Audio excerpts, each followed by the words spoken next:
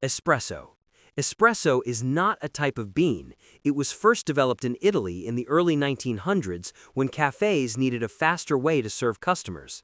The traditional espresso machine uses a high-pressure system to force hot water through finely ground coffee in just 25 to 30 seconds. That pressure is what makes espresso different from every other form of coffee. Standard espresso is extracted at around 9 bars of pressure, and that range is critical.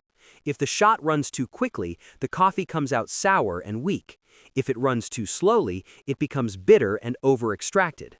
Most cafes are not aiming for perfection, they are aiming for consistency. The crema on top is often mistaken for proof of quality. It isn't. It's simply carbon dioxide trapped during extraction. A bad espresso can still have beautiful crema. Many people also assume espresso has more caffeine than every other coffee. It usually doesn't. A full espresso shot typically contains about the same amount of caffeine as a regular cup of drip coffee. Espresso only feels stronger because it is consumed in a concentrated form. In practical terms, espresso is the strongest base in coffee culture. Nearly everything else on the menu is just espresso changed into something softer. Ristretto. Ristretto is essentially a shorter version of espresso, made with the same amount of coffee but less water. The name literally means restricted in Italian, referring to the reduced extraction. It first became popular in Italy among drinkers who wanted something even more concentrated than a standard espresso shot. Traditional espresso was already fast and intense, but some preferred a smaller pour that captured only the earliest part of the extraction. The idea was simple: stop the shot early before the harsher compounds begin to develop. A ristretto usually uses the same grounds as espresso, but pulls only around half the liquid. That means the extraction often stops after 15 to 20 seconds instead of the normal 25 to 30. Most people assume that makes it stronger. Technically, it doesn't. Because less water passes through the coffee, a ristretto can actually contain slightly less caffeine than a full espresso shot. What it does have is more concentration in flavor. The earliest part of coffee extraction tends to release sweeter and brighter compounds first. The bitter notes come later. In many cafes, ristretto is used when baristas want a drink to taste richer without becoming bitter. In practical terms, a ristretto is not stronger because it contains more. It feels stronger because almost everything unnecessary has been left out. Lungo. Lungo is what happens when an espresso shot is intentionally pulled longer than normal. The name means long in Italian, and that is exactly what it is: more water, more extraction, and more time. It was created for people who liked the intensity of espresso, but found the shot too small and too abrupt. Instead of drinking coffee in one sharp sip, they wanted something that lasted a little longer without fully becoming an Americano. Lungo became the middle ground. A standard espresso usually stops after around 25 to 30 seconds. A lungo can continue well past that, often reaching 40 seconds or more. That extra time changes the chemistry of the drink completely. The longer coffee extracts, the more bitter compounds begin to enter the cup. That means a lungo is not just a bigger espresso, it often tastes noticeably more bitter, even though it is technically weaker in concentration. Many casual drinkers assume more liquid means less flavor. In reality, lungo often has a heavier, harsher taste than espresso because it extracts parts of the coffee most baristas normally avoid. In practical terms, lungo gives you more coffee, but not necessarily a better version of it. Sometimes more extraction simply means pulling flavors that were better left behind. Americano. An Americano is espresso diluted with hot water, creating a drink that looks closer to traditional brewed coffee while still carrying the structure of espresso underneath. The drink traces back to World War II, when American soldiers stationed in Italy found local espresso too concentrated for their taste. Used to drinking larger, weaker cups of coffee back home, many began adding hot water to their espresso to make it feel more familiar. Italian baristas noticed the habit and eventually gave it a name: Caffè Americano, literally meaning American coffee. Unlike a lungo, which extends the extraction itself, an Americano leaves the espresso shot untouched and adds water afterward. That difference matters more than most people think. A lungo pulls additional compounds out of the coffee grounds, often increasing bitterness. An Americano does not. It simply spreads the same espresso across a larger volume. The flavor becomes lighter, but the extraction remains the same. Because of that, many coffee drinkers consider an Americano cleaner than a lungo. In practical terms, an Americano is what happens when espresso is made less aggressive without being fundamentally changed. It keeps the structure, just not the force. Cappuccino. A cappuccino is espresso combined with steamed milk and a thick layer of foam, usually served in nearly equal parts. It is one of the most recognized coffee drinks in the world, though many people ordering it could not accurately explain what makes it different from anything else on the menu. The drink takes its name from the Capuchin Friars, a Catholic order known for wearing dark brown robes with light-colored hoods. Early coffee drinkers thought the color of espresso mixed with milk resembled the robes, and the name remained. The defining trait of a cappuccino is not the espresso, it is the foam. Unlike a flat white, which aims for smooth texture, cappuccino is built around volume and air.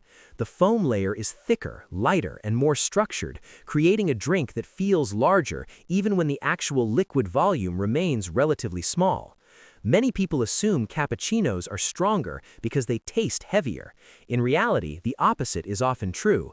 The thick foam creates space in the cup, meaning less liquid milk and less total drink overall. In practical terms, cappuccino is not about stronger coffee, it is about making coffee feel bigger, softer, and more indulgent than it actually is. Latte. A latte is espresso mixed with a large amount of steamed milk and topped with a thin layer of foam. In most cafes, it contains more milk than nearly any other espresso-based drink on the menu. The name comes from the Italian phrase caffè latte, which simply means coffee and milk. But despite the Italian name, the modern latte was shaped more by American coffee culture than Italian tradition. In Italy, asking for a latte will usually just get you a glass of milk. The drink became popular in the United States during the rise of specialty coffee, when cafes realized many customers wanted coffee flavor without the harshness of drinking espresso directly. The latte solved that problem by softening the shot with enough milk to make it smooth, mild, and easy to drink for almost anyone. In reality, they are one of the mildest coffee drinks available. The milk heavily dilutes the sharpness of the shot, and in larger sizes, the coffee flavor often becomes secondary to the milk itself. In practical terms, a latte is less about tasting espresso and more about making espresso easy enough for almost anyone to enjoy. Mocha. At some point, coffee stops trying to be coffee and starts trying to be dessert. Mocha sits directly on that line. A mocha is typically made by combining espresso, steamed milk, and chocolate into a drink that tastes somewhere between a latte and hot chocolate. It is one of the sweetest mainstream coffee drinks in the world, and for many people, it is the first coffee they ever genuinely enjoy. Ironically, the name originally had nothing to do with chocolate. Mocha comes from the port city of Mocha in Yemen, where beans were known for having naturally rich chocolate-like notes. Modern mochas no longer use Yemeni coffee, but the name stayed. What makes mocha different is not just the added sweetness. Chocolate changes how people perceive bitterness. It masks many of the harsher notes in espresso, making the drink feel smoother, even when the coffee underneath has not changed at all. Among serious coffee drinkers, mochas are sometimes viewed less as coffee and more as an indulgence. In practical terms, mocha is what happens when coffee stops being the point and starts becoming part of the flavor profile instead. Cold brew. Cold brew sounds modern, but the method itself is older than most people realize. Versions of cold steeped coffee have existed for centuries, tracing back to 17th century Japan. What changed recently wasn't the recipe, it was the branding. Cold brew exploded in popularity when coffee shops realized people were willing to pay more for something that felt smoother, cleaner, and newer than regular iced coffee. Unlike traditional coffee, cold brew is never exposed to heat. Ground coffee is steeped in cold water for anywhere from 12 to 24 hours, then filtered. The long process pulls flavor slowly and avoids extracting many of the sharper acidic compounds that come out under heat. That's why cold brew usually tastes smoother and less bitter. Many assume this means it is weaker. In reality, the opposite is often true. Because cold brew is commonly brewed as a concentrate, many versions contain more caffeine than standard hot coffee. In practical terms, cold brew succeeded not because it reinvented coffee, but because it made strong coffee feel smoother than it really is. Frappuccino. If espresso is coffee in its purest form, frappuccino is what happens after coffee has been commercialized, sweetened, blended, and rebuilt into something almost entirely different. A frappuccino is typically made by combining coffee, milk, ice, flavored syrups, and whipped cream into a frozen drink that resembles a milkshake more than a traditional cup of coffee. The drink was popularized in the 1990s and quickly became less of a drink and more of a category. What made frappuccinos successful wasn't the coffee, it was accessibility. They removed nearly everything people dislike about traditional coffee, the bitterness, the heat, the intensity, and replaced it with sugar, texture, and flavoring. For many younger consumers, frappuccinos became an introduction to coffee culture before they ever developed a taste for actual coffee. Among serious coffee drinkers, frappuccinos are rarely treated as real coffee. The drink is built around sweetness first and caffeine second. In practical terms, frappuccino is not coffee made better, it's coffee made easier, sweeter, and more marketable than ever before. And that's really all it is. The same coffee, just changed in different ways depending on what people are actually looking for. Stronger, smoother, sweeter, or sometimes just easier to drink. If you made it this far, you are probably more than just a casual drinker. I'm actually curious, what do you usually order? Drop it in the comments. I read every single one. If you're into this kind of breakdown, looking at everyday things a bit more closely, you can subscribe. I'll make more like this soon. I'll see you in the next one.